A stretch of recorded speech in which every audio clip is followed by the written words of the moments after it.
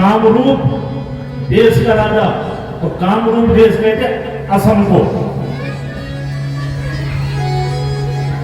कामरूप देश के राजा को भीम नाम के असुर ने बंदी बना करके जेल में डाल दिया। देवता दर दर भटकने लगे, घूमने लगे। अब हमारी रक्षा कौन करेगा ऐसी परिस्थिति में? तो सज्जनों, सारे देवता भगवान नारायण की शरण में गए और भगवान नारायण को प्रणाम कर रहे हैं। हे दयालु, आप ही तो कुछ करो, आप ही हमें इस संकट से बचा सकते हैं। नहीं, ये भीम नाम का असुर हमें मिटा देगा। उसने हमारी सारी संपत्ति छीन ली है। प्रभु, अब क्या होगा? तो सज्जनों, शिव महापुराण में ऐसा वर्णन है कि केसरी नदी के तट पर भगवान नारायण ने एक शिवलिंग बनाया और देवताओं के सहित उसको पूजने लगे। जिस राजा को इस भीम नाम के असुर ने कैद में बंद कर रखा है, जेल में डाल रखा है, तहखाने में डाल रखा है, वो राजा वहां खोदता है और मिट्टी निकाल करके उसने जेल में ही एक शिवलिंग बनाया और उस शिवलिंग को बना करके पूजने लगा।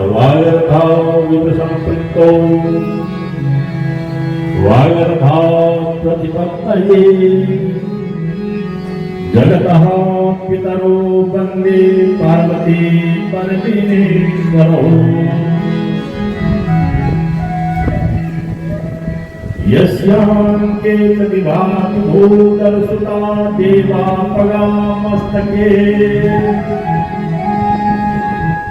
बाले बाल विदुर्गले चिकरलम् यस्यो रसी प्याला सोयं भूति विभूषण सुरवर सर्वाधिपा सर्वदा सर्वा सर्वगता शिवः सशिवं श्री शंकरः पातु माम्। श्री शंकरः पातु माम्। श्री शंकरः पातु माम्। जब ये राजा जेल में बंद है और वहीं भीतर, जेल के भीतर शिवलिंग बना करके देवादिदेव महादेव जी की पूजा कर रहा है, महादेव जी को मना रहा है, महादेव जी की साधना कर रहा है, तो इस भीम नाम के असुर के एक सैनिक ने राजा को पूजा करता हुआ देखा। जैसी पूजा करते हुए देखा तो जाकर के उस असुर से शिकायत कर रहा है और कहने लगा, हे महाराज, वो जो राजा कैद खाने में बंद है वो अपने भगवान को पूज रहा है, वो अपने भगवान की पूजा कर रहा है। तो तलवार लेकर के दौड़ा वो भीम नाम का असुर। जेल में उसने राजा को देखा तो राजा निरंतर भगवान देवादिदेव महादेव की स्तुति कर रहा है। श्री शंकरः पातु माम्। श्री शंकरः पातु माम्।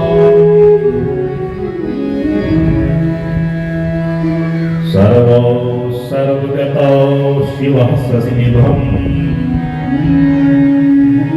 श्री शंकरः पातु माम्। असुर ने पूछा, तू कर क्या रहा है यहाँ? तूने ये क्या बना रखा है? तो उस राजा ने कहा, ये असुरराज, ये मेरा आराध्य है, ये मेरा इष्ट है। मैं अपने देवादिदेव महादेव जी को पूज रहा हूँ, देवादिदेव महादेव जी को मना रहा हूँ, क्योंकि ये कोई सामान्य देव नहीं, ये महादेव हैं ये कालों के महाकाल है और तेरे जैसे असुर को ये चुटकी में मिटा सकते हैं अगर इनकी इच्छा हो तो उस असुर को क्रोध आया और माता बहनों उसने दरवाजा खोला जेल का और भीतर जाकर कहा कि तेरा इष्ट है ये, तेरा आराध्य है ये।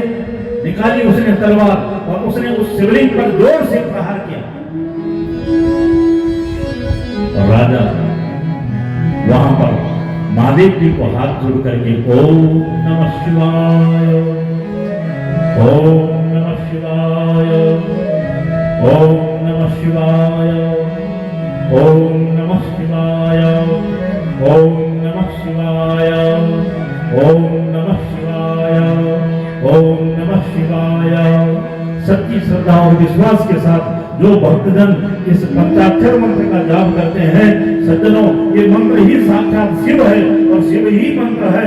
ये पंचाक्षर मंत्र सबसे पहले देवादिदेव महादेव जी के मुख से प्रणव मंत्र निकला और प्रणव और पंचाक्षर मंत्र में भेद नहीं है। राजा ने जब इस मंत्र को गाया और असुर शिवलिंग पर तलवार का प्रहार कर रहा था तो आज बार बार प्रहार करने के बाद देवादिदेव महादेव जी उस शिवलिंग के भीतर से प्रकट हो गए। ओ शंकर भगवान की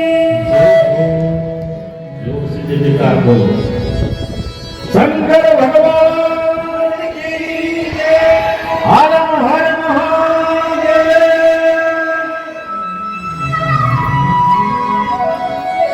भगवान ने अपना त्रिशूल निकाला और भीम नाम के असुर को एक ही प्रहार में भगवान ने समाप्त कर डाला। बोलो शंकर भगवान की जय। असुर समाप्त हुआ। उसकी मां करकटी रोते रोते वहां पहुंची। राजा खड़ा है, भगवान शंकर का दर्शन कर रहा है। देवता लोग केशनी नदी के तट पर देवादिदेव महादेव जी को मना रहे हैं और देवताओं को समाचार मालूम हो गया कि देवादिदेव महादेव जी के द्वारा भीम नाम के असुर का वध हो गया है। देवता लोग आए, भगवान शंकर की स्तुति गाई है, भगवान को जय जयकार की है, भगवान को प्रणाम किया है। ये करकटी जब रोई, तुमने मेरे पुत्र का वध कर दिया, तो भगवान आज उस करकटी से भी और राजा से कह रहे हैं कि राजा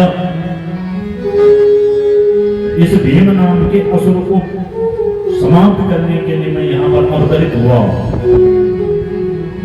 इसलिए ज्योतिर्मय रूप से मैं हमेशा तुम्हारे द्वारा राजा जो शिवलिंग बनाया गया है मैं यहीं पर प्रतिष्ठित रहूंगा, यहीं पर विराजमान रहूंगा और इस शिवलिंग को लोग इस असुर के नाम से जानेंगे। इसलिए पहले इसका नाम आएगा और बाद में मेरा नाम यहाँ पर बोला जाएगा और दोनों मिलाकर के लोग इसको भीमा शंकर के नाम से जानेंगे। बोलो भीमा शंकर भगवान की जय। शिव महापुराण की जय।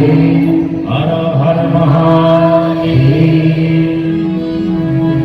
इस प्रकार सूतजी महाराज ने ऋषियों को महाराष्ट्र की पावन धरती सह्याद्री पर्वत पर जो भीमा शंकर भगवान जीव मात्र के कल्याण के लिए ज्योतिर्मय रूप में विराजमान है, उन देवादिदेव महादेव जी के सत्य ज्योतिर्लिंग की कथा यहाँ पर सूतजी ने ऋषियों को सुनाई है।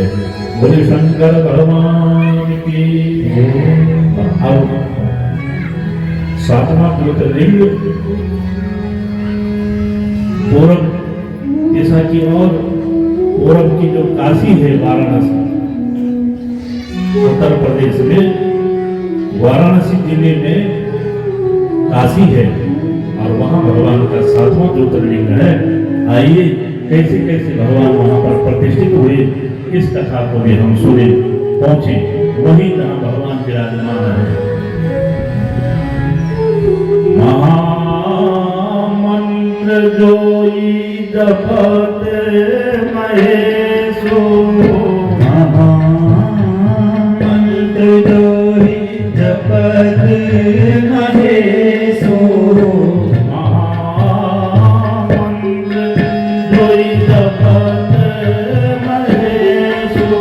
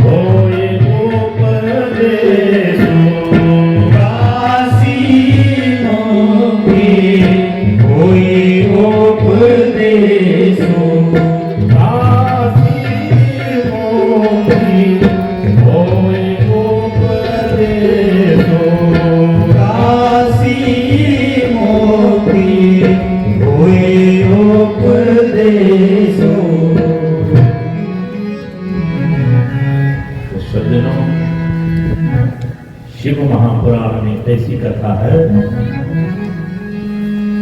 कि स्वयं देवादिदेव महादेव जी और मां भगवती पार्वती ये अर्धनारीश्वर स्वरूप है, शिव और शक्ति स्वरूप है। और उन्हीं शिव और शक्ति के स्वरूप कौन है? जब उन्होंने एक से अनेक होने की इच्छा प्रकट की तो शिव जी के ही प्रादुर्भाव में एक पुरुष प्रकट हुआ जो नारायण स्वरूप है। और ये जो प्रकृति है ये भगवती लक्ष्मी है।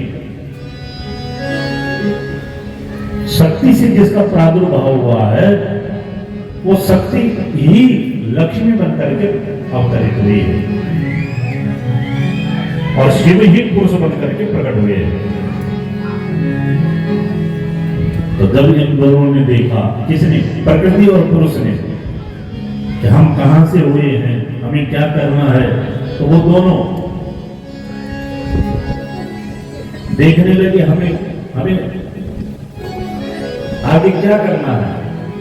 तो देवादिदेव महादेव जी की कृपा से एक धरती का टुकड़ा पैदा हुआ, वो 5 कोस में था।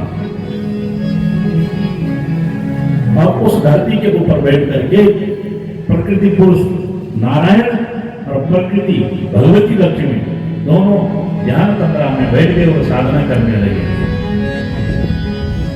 ध्यान से सुनी। और 1 वर्ष नहीं, हजारों वर्ष बीत गए। भगवान नारायण और लक्ष्मी जी को साधना करते हुए हजारों वर्ष बीत गए। तो माता बहनों उनके शरीर से पसीना निकलने लगा। भगवान नारायण और लक्ष्मी के शरीर से पसीना निकलने लगा। तो बहुत ज्यादा पसीना आ गया। तो ऐसा भी नहीं कि वो वस्त्र से उस पसीने को पोंछे या हाथ से पोंछे। मां भगवती लक्ष्मी तो साधना में ही ध्यान कमरा में बैठी रही। लेकिन शिव महापुराण में वर्णन है कि भगवान नारायण ने अपने शरीर को ऐसा हिला दिया, ऐसे गर्दन टेढ़ी कर दी। और जैसे भगवान की गर्दन टेढ़ी हुई तो भगवान के कान से एक मणि निकली। और वो मणि जब उस पंचकोशी काशी पर पड़ी तो सज्जनों, जहां मणि गिरी है उसी जगह को मणिकर्णिका घाट काशी जी में कहा जाता है। मणिकर्णिका घाट। और ऐसी भूमि की महिमा है। इस मणिकर्णिका घाट पर जो लोग शरीर त्याग देते हैं उनको मोक्ष पद की प्राप्ति मिलती है। हजारों सब वाहन रोज जल रहे हैं।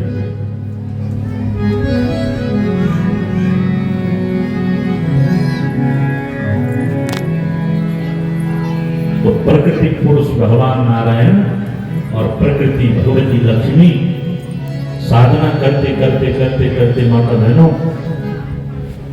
ऐसा वर्णन है कि उनके पसीने से वो नगरी बहने लगी। इतना पसीना आया कि वो नगरी बहने लगी। तो भगवान शंकर ने देखा कि नगरी अगर बह गई तो फिर क्या होगा। तो आज देखिए शिव महापुराण में स्पष्ट वर्णन है कि भगवान शंकर ने अपना त्रिशूल खड़ा कर दिया और उस त्रिशूल के ऊपर त्रिशूल के 3 मुख होते हैं। और उन 3 मुखों पर भगवान महादेव जी ने उस पंचकोशी काशी को धारण कर दिया ऐसा त्रिशूल के ऊपर। और फिर वो स्थान स्थायी हो गया। और उसी समय यहाँ पर शिव महापुराण में वर्णन है कि प्रकृति पुरुष नारायण भगवान ध्यान तंद्रा में निद्रा में लेट गए। भगवती लक्ष्मी भी ध्यान तंद्रा में लेट गई। सज्जनों, तब नारायण भगवान की नाभि से कमल निकला और कमल से ही भगवान ब्रह्मा का प्रादुर्भाव हुआ है। तो ब्रह्मा जी ने भगवान नारायण की साधना की नारायण भगवान ने उनको विधाता बना दिया। अब फिर कहा, हे ब्रह्मदेव, इस पूरी सृष्टि की रचना करो। तो ब्रह्मा जी ने 7 लोक बनाए पहले, 7 लोक नीचे, 7 ऊपर। कितने हो गए? 14 भुवन बना दिए, 14 लोक। नीचे के जो लोक हैं, तल, वितल, सुतल, रसातल, महातल और पाताल, ये 7 लोक नीचे हैं। भू, भुव, स्वः, मह, जन, तप और स्वर्ग लोक, ये आकाश के 7 लोक हैं।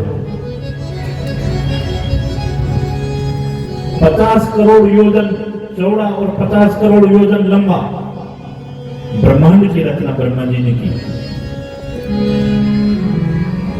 ध्यान से सुने, 50 करोड़ योजन लंबा और 50 करोड़ योजन चौड़ा ब्रह्मा जी ने ब्रह्मांड की रचना की। और उसी समय देवादिदेव महादेव जी ने उस धरती से 5 कोस जमीन काट डाली और त्रिशूल के ऊपर खड़ी कर दी। उसी को पंचकोशी काशी कहा जाता है। इसलिए यहां शिव महापुराण में वर्णन है कि सज्जनों, जब 71 बार चतुर्युगी बीत जाती है तो महाप्रलय होती है, लेकिन दुनिया की महाप्रलय होती है, पूरी दुनिया जलमग्न हो जाती है। और शिव महापुराण में वर्णन है कि काशी नगरी उस महाप्रलय में भी नहीं डूबती है। भगवान शंकर के त्रिशूल पर विराजमान रह करके अखंड कभी काशी का विलय नहीं होता है, कभी काशी नगरी विलीन नहीं होती। भगवान ब्रह्मा के द्वारा 84 लाख योनियों का निर्माण होता है। जल चर, फल चर, नभ चर, ये सब जीवों की उत्पत्ति हुई। बाद में देवादिदेव महादेव जी को लगा, ये नगरी मेरे त्रिशूल पर प्रतिष्ठित तो है ही, इस नगरी की बराबरी कोई नगरी कर नहीं सकती। इस नगरी में भगवान का नाम लेने वाला कोई भी जीवात्मा वो निरंतर शिव कृपा का पात्र बन जाता है। और कोई शिव का स्मरण करते हुए शरीर छोड़े तो सज्जन उसको शिवलोक की प्राप्ति हो जाती है। काशी नगरी की महिमा है। भगवान शंकर कहते ये ज्ञान की नगरी है, ये विज्ञान की नगरी है, ये वैराग्य की नगरी है, ये शिव की नगरी है। यहाँ दुनिया में पापी से पापी व्यक्ति कोई अगर काशी जी में जाकर के निवास करता है तो उसके पाप नष्ट हो जाते हैं। देवादिदेव महादेव जी को लगा, अब मुझे यहाँ कैसे इस नगरी की महिमा बढ़ानी है। तो ऐसा शिव महापुराण में वर्णन है। अन्य शिवलिंग को तो आप कथा सुनना कैसे कैसे भगवान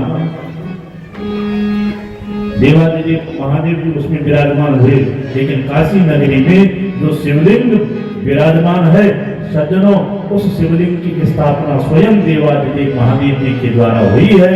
और जो शिवलिंग महादेव जी ने वहां पर विराजमान किया है उसी शिवलिंग को काशी विश्वनाथ कहा जाता है। गुरु काशी विश्वनाथ भगवान की जय। और सबसे पहले भगवान ब्रह्मा ने उस काशी विश्वनाथ भगवान की आराधना की है।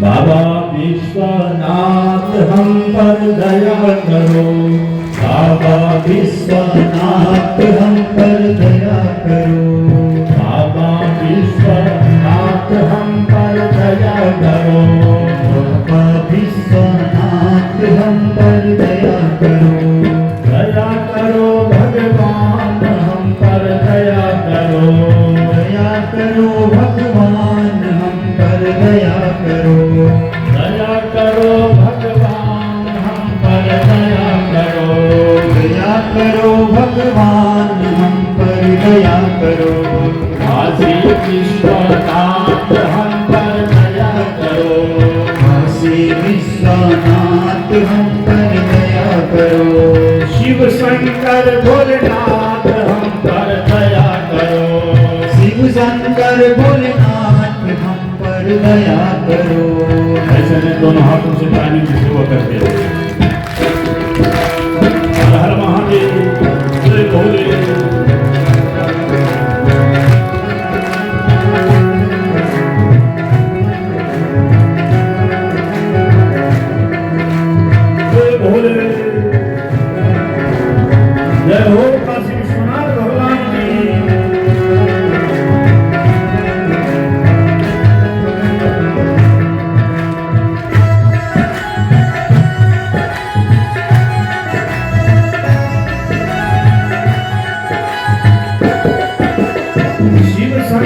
भोलेनाथ हम पर दया करो।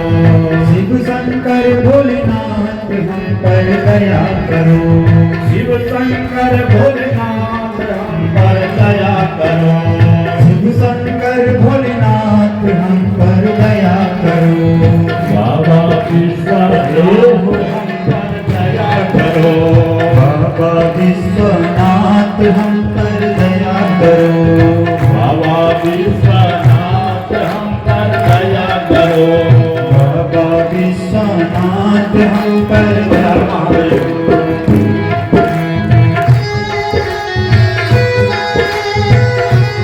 भगवान के चरणों में मन लगाते हैं। भाव से काशी नगरी में भगवान विश्वनाथ को प्रणाम करो।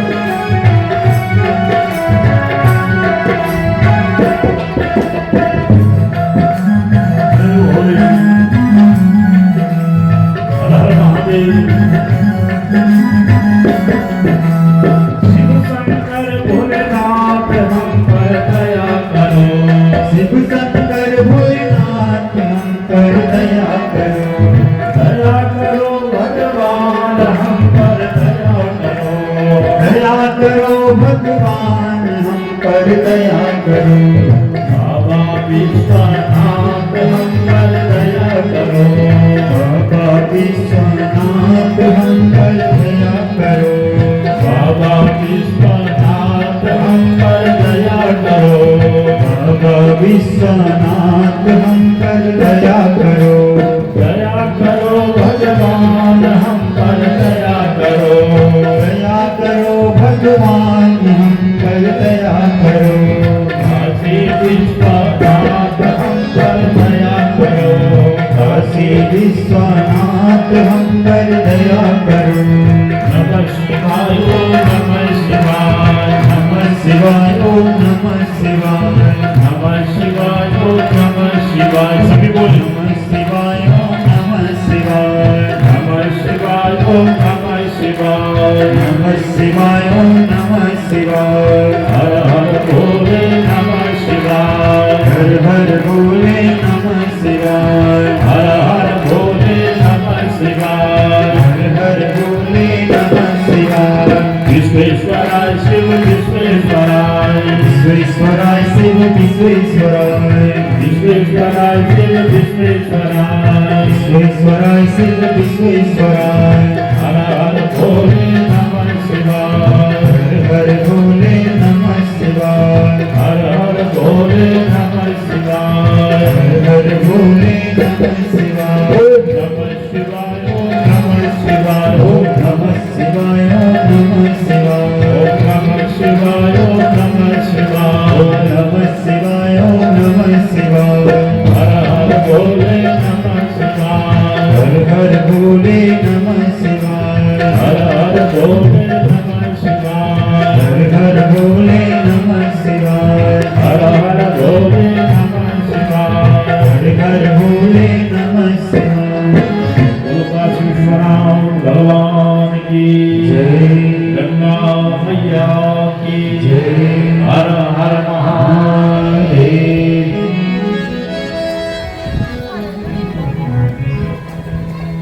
भगवान विश्वनाथ जो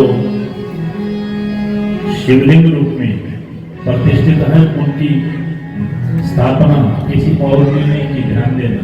वो शिवलिंग साक्षात शिव है। देवादि जी महादेव जी बोले ये शिवलिंग मेरे द्वारा स्थापित है, इसलिए इस शिवलिंग में मेरी जो शक्ति है, मां भगवती पार्वती, मैं अपनी शक्ति के सहित हमेशा हमेशा इस काशी नगरी में निवास करूंगा। और जो भी भक्तजन सच्ची श्रद्धा लेकर के मेरे दर्शनों के लिए यहाँ पहुंचे, मेरा दर्शन करे, तो उसके जीवन के जितने भी भूल चूक है, जाने अनजाने में ये हुए जो पाप कर्म है, मेरे दर्शन मात्र से उसके पाप नष्ट हो जाएंगे और उनको मेरी अविरत भक्ति प्राप्त हो जाएगी। और उसका भगवान की सज्जनों, वही भगवान का जो काशी के कोतवाली के रूप में है, वो काल भैरव भगवान है। भगवान शंकर ने अपने ही क्रोध से भैरव को प्रकट किया हुआ है और उस भैरव को काशी में ही कोतवाल के रूप में रखा हुआ है, इसलिए उस भैरव जी का नाम है काल भैरव। काल भैरव भगवान की इस प्रकार काशी नगरी की महिमा अनंत है। काशी का वर्णन कोई कर नहीं सकता है, क्योंकि जो सब स्वयं शिव जी के द्वारा ही रचित है, उसका वर्णन कौन कर सकता है। लेकिन सज्जनों, बस इतने से ही आप समझना कि पूरी धराधाम से अलग है काशी नगरी। शिव जी के त्रिशूल पर प्रतिष्ठित है। 5 कोश काशी, पंचकोशी काशी। फिर सूर्य जी बोले इस प्रकार भगवान देवादिदेव महादेव और मां भगवती पार्वती काशी नगरी में ही उस शिवलिंग के रूप में प्रतिष्ठित हो गए। फिर 8वें ज्योतिर्लिंग की कथा है। 8वां ज्योतिर्लिंग महाराष्ट्र की धरती पर ही प्रतिष्ठित है। कैसे प्रतिष्ठित हुआ, ध्यान से सुनिए। जीवन में आप लोग अच्छा काम करते हो तो ये सूत्र याद रखना कि पहले तो आपको अच्छा संकल्प आप करोगे, शुभ कार्य जब करोगे तो आपकी परीक्षा होगी। आपकी परीक्षा होगी उसमें। अब उस परीक्षा में हो सकता है आपका मन बदल जाए।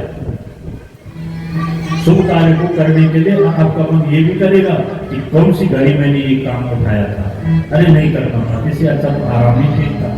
लेकिन जो लोग ऐसा सोचते हैं वो कभी अच्छा काम नहीं कर सकते, वो अच्छा कार्य नहीं कर सकते, वो कभी कीर्तिमान स्थापित नहीं कर सकते।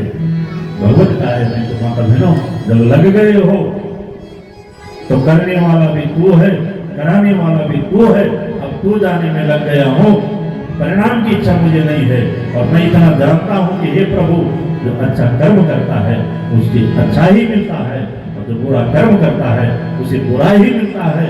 भले ही अच्छे कर्म का फल थोड़ा देर लग सकती है, लेकिन अंधेर नहीं हो सकती है। ये नियम है, ये नियम है। परीक्षा होगी। दूसरी बात, आप लोग समाज में बहुत अच्छे बन गए थे, आप लोगों की समाज के अंदर प्रतिष्ठा है, आप लोग हर प्रकार से संपन्न हो, तो माता बहनों इसका मतलब ये नहीं कि सभी लोग आपसे खुश होंगे। एक महापुरुष तो कहते हैं कि आज लोगों को अपने कष्ट से दुखी नहीं है, आज दुखी इसलिए कि दूसरा भला क्यों है। समझ रहे आप, ये स्थिति हो गई इंसान की। और अगर यकीन नहीं तो इस कथा को सुन लो। ये जो 8वीं ज्योतिर्लिंग की कथा है, इसमें यही बात बताई है। ब्रह्म पर्वत पर गौतम नाम के ऋषि रहते हैं। कौन देते हैं? और इनकी पत्नी का नाम क्या है? अहिल्या। इनको यहाँ गौतम ऋषि को ब्रह्म पर्वत पर हजारों वर्ष हो गए भगवान की साधना करते हुए। उनके साथ में कई ऋषि मुनि वहां निवास करते हैं। और संयोग देखिए माता बहनों कि जब गौतम ऋषि ब्रह्म पर्वत पर भगवान की हजारों वर्षों से साधना कर रहे हैं, तो उसी समय में वहां अकाल पड़ गया। अकाल कैसे पड़ा? बोले जल ही नहीं बरसा कई वर्षों से। और जब जल नहीं बरसा तो खेतों में अन्न उगना बंद हो गया, प्रकृति सूख गई, पेड़ पौधे सूख गए, और सारे ऋषि मुनि चिंता में पड़ गए। अब होगा क्या? अब कैसे हमारे खेत खलियान हरे भरे होंगे, हमारी गौ माताओं के जल हो कैसे होगा? ये जीव जंतुओं को जल कैसे प्राप्त होगा? तो हजारों वर्षों के बाद गौतम ऋषि की साधना पूरी हुई, सारा ऋषि समाज उनके शरण में गया और कहा, हे महाराज आप तो तपस्वी हो, आप तो साधक हो, हे गौतम जी कई वर्षों से जल नहीं बरसा, बारिश हुई ही नहीं, इसलिए हमारे खेत सूख गए। ये प्रकृति का पूरा घास फूल पत्ते पेड़ पौधे सब सूख गए। हे महाराज आप कुछ ऐसा करो कि हमें जल मिल जाए, वर्षा हो जाए, बारिश हो जाए, आप कुछ ऐसा यज्ञ करो। तो शिव महापुराण में वर्णन है कि गौतम ऋषि ने केवल 6 महीने का भजन किया। किसकी साधना की? वरुण देवता की। वरुण देव को 6 महीने गौतम ऋषि ने मनाया और सज्जनों उनकी साधना से वरुण देवता प्रकट हो गए। बोलो वरुण देव महाराज की जय। जल के देवता है वरुण। वरुण देव ने कहा, हे गौतम ऋषि आपने मुझे याद किया है, क्या चाहते हो, क्या कामना है तुम्हारी? गौतम ऋषि ने कहा, प्रभु मेरी व्यक्तिगत कोई कामना नहीं है, मुझे कुछ व्यक्तिगत नहीं चाहिए। हे दयालु आप जल के देवता हैं, बहुत वर्षों से यहाँ जल नहीं बरसा। हे महाराज आप रुक गए हो, आपको मनाने के लिए मैंने ये 6 महीने का यज्ञ किया, 6 महीने की साधना की। ये सब ऋषि परेशान है, पूरे जीव जंतु ये प्रकृति सूख गई है। हे महाराज आप ऐसा करो कि जल बरसा है।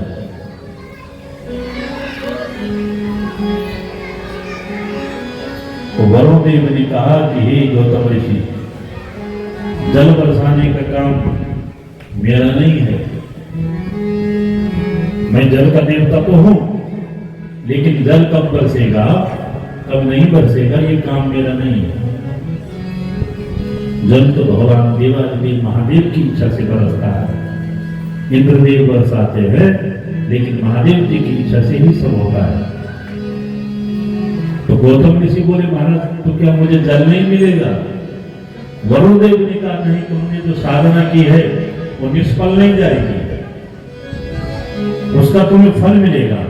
कि क्या फल मिलेगा? जब गौतम ऋषि ने पूछा तो वरुण देव ने कहा, हे गौतम ऋषि मैं तुम्हें थोड़ा जल देता हूं, तुम्हें एक गड्ढा खोदो और उस गड्ढे में मैं जल प्रदान करता हूं। जिस जल को मैं उस गड्ढे में तुम्हें प्रदान करूंगा वो जल कभी सूखेगा नहीं, और उससे क्या होगा? बोले सबके लिए जल पीने के लिए हो जाएगा, तुम्हारे खेतों में सींचने के लिए जल हो जाएगा, क्योंकि उस गड्ढे से कभी जल समाप्त होगा ही नहीं। इतना कर सकता हूं। तो गौतम ऋषि तैयार हुए, उन्होंने एक हाथ लंबा एक हाथ चौड़ा और सज्जनों उसी प्रकार गहरा एक गड्ढा खोदा और छोटे से गड्ढे में वरुण देव से कहा, प्रार्थना की कि महाराज उस जल को इसमें प्रदान कर दो। वरुण देव ने जल गौतम ऋषि के कहने से उस गड्ढे में डाल दिया, और जब जब उसमें प्रकट हो गया, वरुण देव अंतर ध्यान हुए, सारा ऋषि समुदाय आया और उस जल के गड्ढे से जल भर भर करके अपने घर ले जा रहे हैं, और सबकी तृप्ति हो गई। सबने अपने खेत खलियान उससे सींचे और उसके फलस्वरूप इन ऋषियों के खेत हरे भरे हो गए, जिसमें धान बोया था, जौ बोए थे, कई प्रकार की खेती थी, सब हरी भरी हो गई। वो जल का गड्ढा भरा का भरा रहता था। वरुण देव की कृपा से वो कभी खाली नहीं होता। तो देखिए, और ऋषियों को ईर्ष्या हुई। हम आपसे कह रहे थे कि अच्छा होने से सब अच्छा मानेंगे, ऐसा नहीं। कुछ लोग ऐसा भी हैं जो तुम्हारी अच्छाई से ईर्ष्या करेंगे। गौतम ऋषि ने सबके कल्याण के लिए जल को वहां पर प्रकट किया, अपनी प्रार्थना से वरुण देवता से जल मांग करके वहां पर प्रकट किया है। लेकिन अन्य ऋषियों को ईर्ष्या हुई है, इसलिए यहां ऐसा वर्णन है। सूत जी कहते कि रोज वहां पर ऋषि लोग आते थे और वो जल पीते थे। सज्जनों, गौतम ऋषि के द्वारा उनके शिष्य वहां भेजे जाते और वो भी वहां से जल भर करके गौतम ऋषि के लिए लाते थे।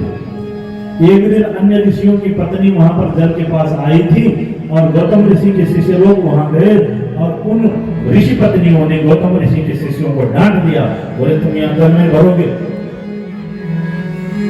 तो ऋषियों ने सोचा इन माताओं के मुख क्यों लगना है, क्यों लड़े इनसे, हम खाली ही वापस जाते हैं और वो खाली लौट आए वापस। तो अहिल्या जी ने कहा कि तुम खाली क्यों आए? तो उन गौतम ऋषि के शिष्यों ने कहा कि हे मां, वहां हम जब जल भरने जाते हैं तो वहां ऋषि पत्नियां हमें जल नहीं भरने देती। वो कहती है कि ये हमारा जल है, तुम यहाँ जल नहीं भर सकते। तो आज अहिल्या जी ने कहा वो कैसे बोलते हैं, मेरे स्वामी के द्वारा ये यहाँ पर प्रकट हुआ है और वो कहती हमारा जल है। स्वयं अहिल्या जी जल भरने के लिए गई और जब अहिल्या जी गई तो कोई भी ऋषि पत्नी नहीं बोली। तो रोज अहिल्या जी जल भरने उसके बाद जाने लगी। लेकिन एक दिन क्या हुआ, एक दिन अहिल्या जी जब जल भर रही है तो इन ऋषियों ने उनको, इन ऋषि पत्नियों ने उनको छेड़ दिया और अहिल्या जी का उनके साथ वाद विवाद हो गया। अहिल्या जी कुछ नहीं बोली माताओं, कहने लगी बहन इस जल पर सबका अधिकार है, आप लोग को पियो, आप लोग को ले जाओ, ये कोई समाप्त नहीं होने वाला है। लेकिन इन देवियों ने घर जाकर अपने पतियों से झूठ बोल दिया, अहिल्या जी के बारे में झूठ बोल दिया अपने पतियों से। क्या कहा, कहने लगी देखो तो गौतम ऋषि की पत्नी अहिल्या अपने को क्या समझती है। हे महाराज, हम तो प्रेम से जल भर रही थी। वो ऋषि पूछने लगी फिर क्या हुआ? बोलो उन्होंने हमें जल नहीं भरने दिया, हमें गालियां दी कि तुम कौन होती यहाँ पर जल भरने वाले।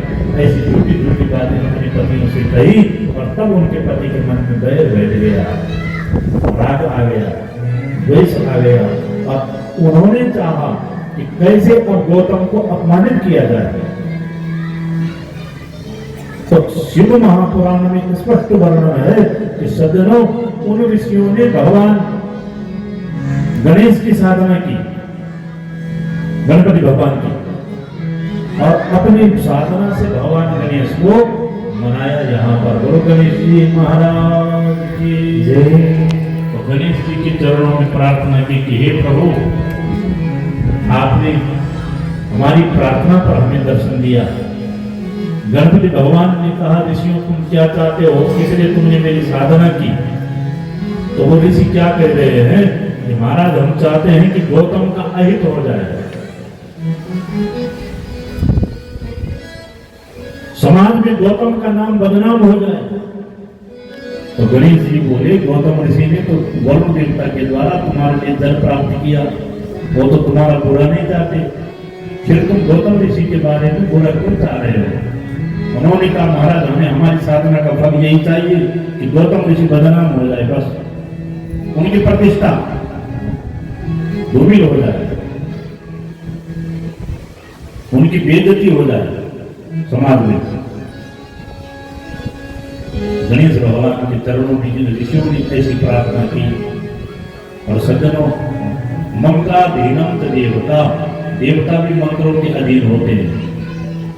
इसलिए यहाँ से महापुराण में वर्णन कि गणपति भगवान ने माया रचित एक गाय बनाई, अपना ही स्वरूप गौ का रूप बनाया। और गौतम ऋषि के जो जौ की खेती थी, हरी भरी जौ की खेती, उस जौ की खेती में गाय बन करके स्वयं गणपति भगवान ही जौ खाने लगे।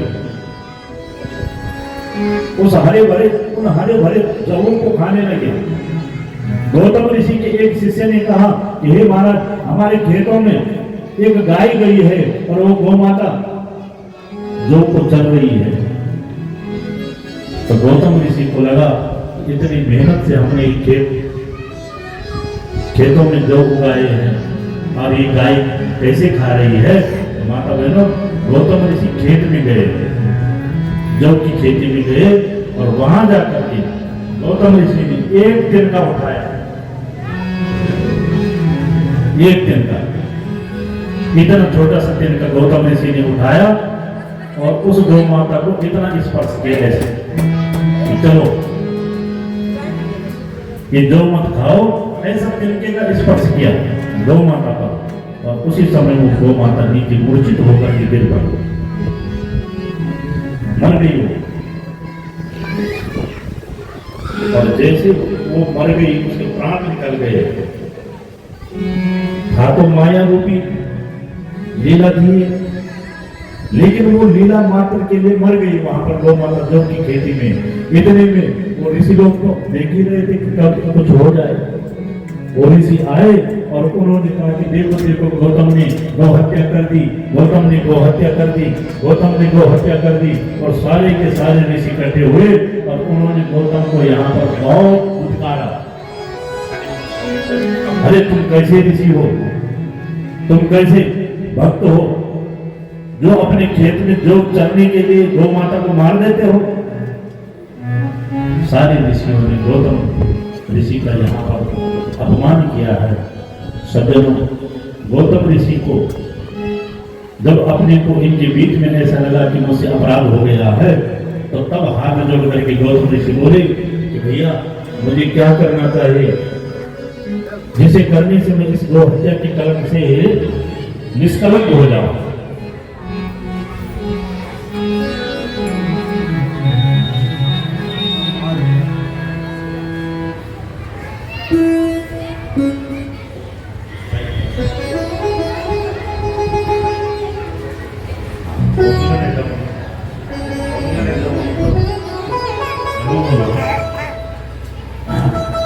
गौतम ऋषि ने पूछा कि मैं कैसे इस गौ हत्या के कलंक से निष्कलंकित हो सकता हूं।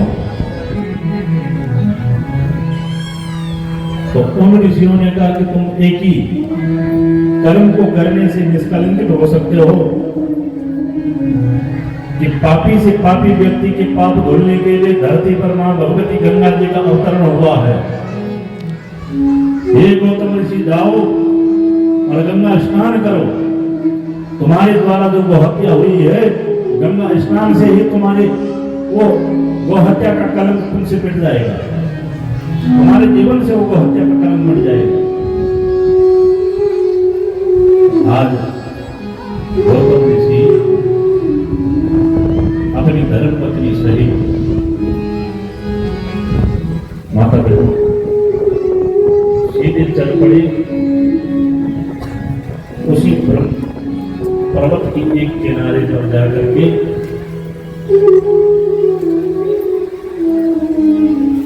गौतम ऋषि ने जाकर के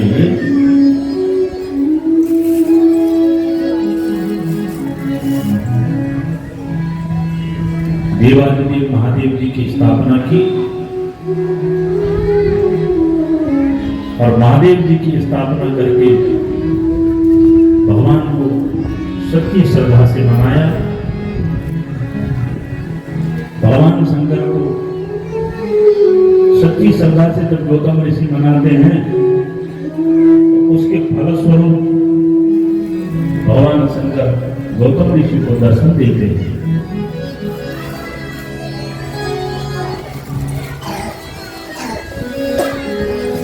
भोलेनाथ कहते हैं, हे गौतम, तुमने मेरी जो साधना की है, मैं इससे प्रसन्न हूं। किस लिए मुझे मना रहे हो, किस लिए मेरी साधना कर रहे हो? गौतम ऋषि बोले, प्रभु, आपसे दुनिया में कौन सी ऐसी बात है जो छुपी हो? हे भोलेनाथ, फिर भी आप कह रहे हो तो हे महाराज, मेरे द्वारा जो की खेती में गौ माता को जो अपराध हुआ है, गौ हत्या में कलंक मुझ पर लगाया है, उस गौ हत्या के कलंक से मैं कैसे निष्कलंकित हुआ? तो शंकर जी बोले कि तुम्हारे द्वारा तो गौ हत्या हुई नहीं। हे गौतम, वो तो केवल माया थी। उन ऋषियों ने ईर्ष्या से बस होकर के ऐसी योजना बनाई, तुम निष्कलंकित हो। गौतम ऋषि बोले, महाराज, फिर भी मुझ पर जो समाज में ये कलंक लगा है, ये महाराज वो ऋषि कहते हैं कि गंगा जी में जब स्नान करोगे तब तुम्हारे पाप धुलेंगे। तो मैं चाहता हूं महाराज अगर कृपा करो तो यहाँ पर भगवती गंगा प्रकट हो जाए तो कितना अच्छा होगा। शंकर भगवान बोले कि तुम चाहते हो कि इस ब्रह्म पर्वत पर गंगा प्रकट हो तो जरूर मैं कृपा करके गंगा को यहाँ पर बुला लूंगा। और सज्जनों जब गौतम ऋषि ने कहा प्रभु शीघ्र आप ऐसी कृपा करो, तो देवादिदेव महादेव जी ने आज भगवती गंगा को आदेश दिया, आज्ञा दी, और मेरी माँ भगवती गंगा वहीं ब्रह्म पर्वत पर प्रकट हो गई। और जो गंगा वहां प्रकट हुई है उस गंगा का नाम है गौतमी गंगा। और गंगा मैया की जय।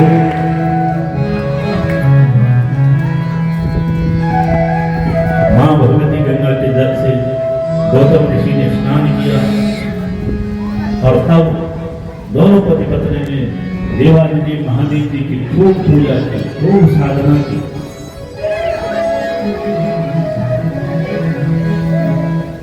भगवान शंकर प्रसन्न होकर के गौतम ऋषि को आशीर्वाद देते हैं कि हे गौतम, तुमने आज मेरी जो प्रिया है, सदा सदा जो मेरे सिर पर प्रतिष्ठित रहती है, उस गंगा को यहाँ पर प्रकट किया है।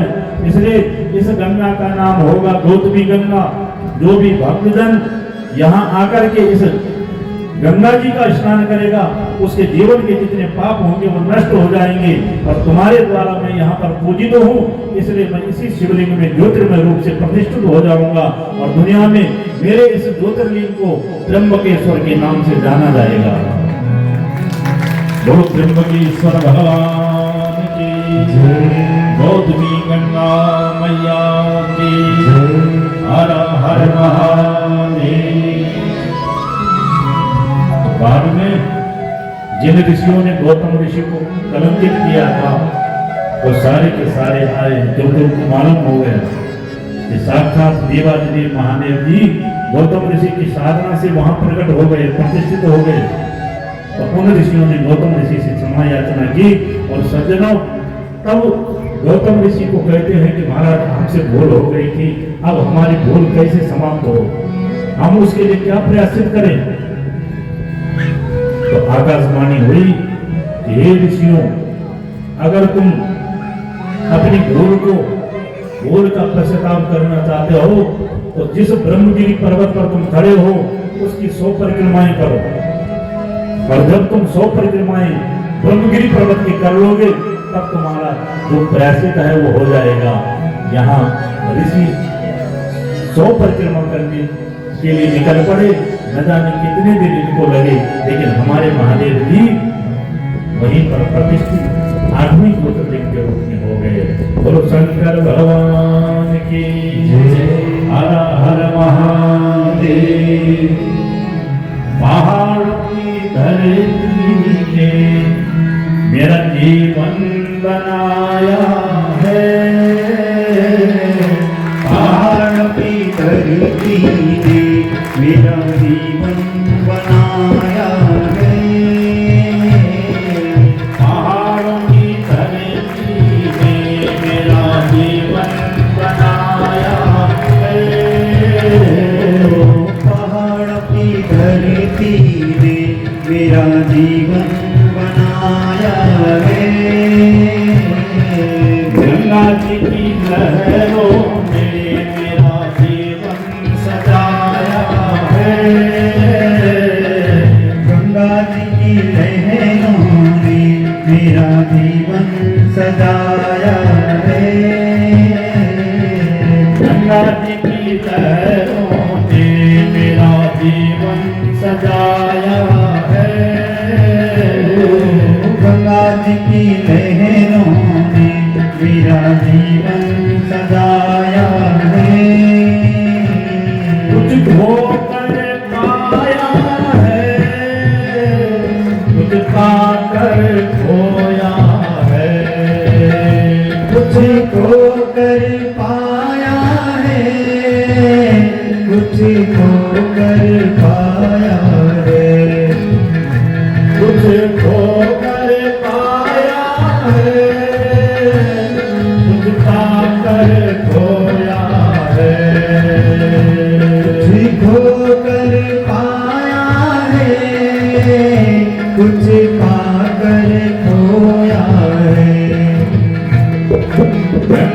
की गोदी में मैंने बचपन बिताया है। गंगा जी की गोदी में मैंने बचपन बिताया है। गंगा जी की गोदी में मैंने बचपन बिताया है। गंगा जी की गोदी में मैंने बचपन बिताया है।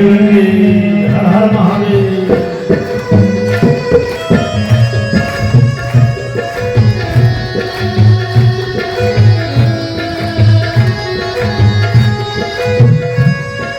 जय भोले।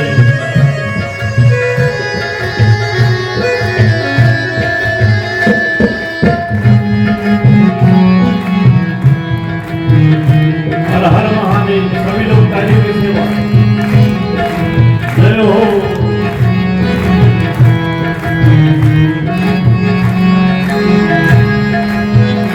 कभी हंसता था रे माँ, कभी रोता था रे माँ। कभी हंसता था हे माँ, कभी रोता था हे माँ।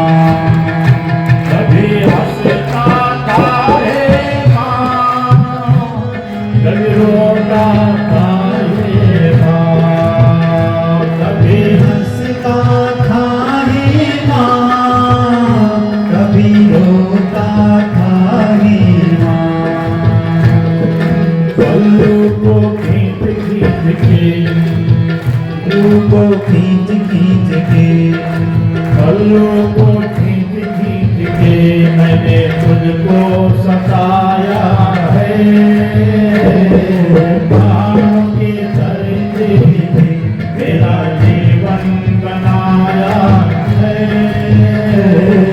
पहाड़ की धरती में मेरा जीवन बनाया है।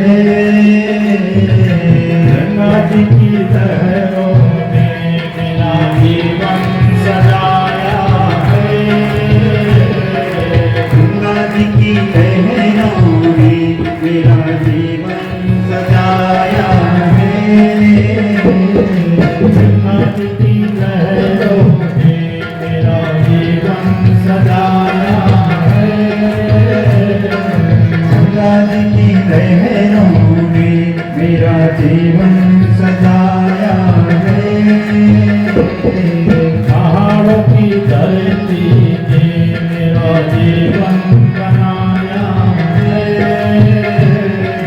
पहाड़ की धरती ने मेरा जीवन बनाया है। गंगा जी की लहरों ने मेरा जीवन सजाया है। गंगा जी की लहरों ने मेरा जीवन सजाया